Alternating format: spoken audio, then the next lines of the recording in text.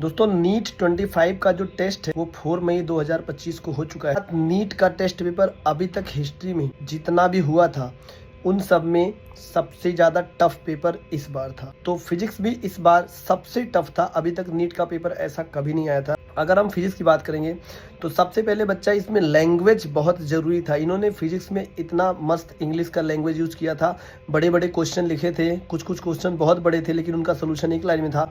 लेकिन स्टूडेंट्स को उस लैंग्वेज को डिकोड करने में काफ़ी मेहनत करना पड़ेगा। अप्रॉक्सीमेट 5 से लेकर के 7 से 8 क्वेश्चन जो है जेई एडवांस के थे। उसमें बहुत ज़्यादा इन्होंने मैथ्स यूज़ किया था, बहुत ज़्यादा कॉन्सेप्चुअली स्ट्रॉन्ग इन्होंने क्वेश्चन बनाया था और उसके बाद लेवल भी एडवांस लेवल का था। इसके बाद अगर हम बात करेंगे लगभग 17 से 21 क्वेश्चन मेंस लेवल का था या मेंस को टच से थोड़ा सा ऊपर था। एडवांस का नहीं था लेकिन थोड़ा सा ऊपर था। उसमें भी उन्होंने खतरनाक लैंग्वेज यूज़ किया था इंग्लिश का। बड़े बड़े स्टेटमेंट थे, बहुत बड़े बड़े सवाल लिखे गए थे और आफ्टर दैट उसको जो उन्होंने क्वेश्चन सेटअप किया था। पिछले 4-5 सालों में जो नीट का पेपर हुआ है उसके लेवल की अगर हम बात करें तो मोस्टली ज़्यादा से ज़्यादा 10 क्वेश्चन रहे होंगे जिसमें लैंग्वेज भी इजी था, कॉन्सेप्ट भी इजी था और एक ही लाइन में सवाल आते थे।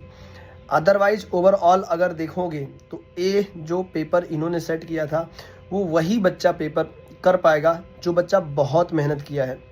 यानी कि रट्टा मार के पहले जो नीट का पेपर कर लिया जाता था वो अब नहीं हो सकता। इस साल का पेपर रट्टा मारने से बिल्कुल नहीं हो सकता क्योंकि 90% सवाल कोई फार्मूले पे बेस्ड नहीं है।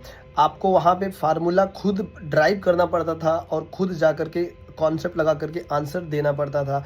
यानी सोचने वाले सवाल थे, बिना सोचने वाले सवाल बहुत कम थे। वही 4, 5, 10, 12 जो भी रहे होंगे, बाकी सब सोचने वाले अच्छे सवाल थे, अच्छी मैथमेटिक्स थी।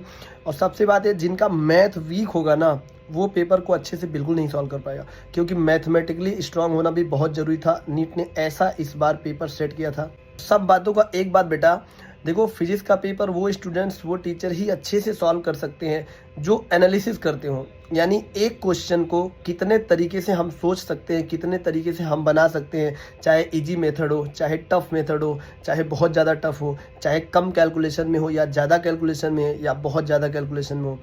टफनेस लेवल को मेंटेन करना यानी मल्टीपल वे से जो सोचेगा ना फिजिक्स के प्रॉब्लम को, उसके लिए नीट का पेपर हार्ड नहीं था।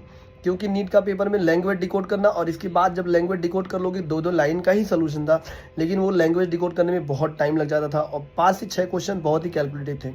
तो दोस्तों अब फिजिक्स को आप हल्के में मत लेना।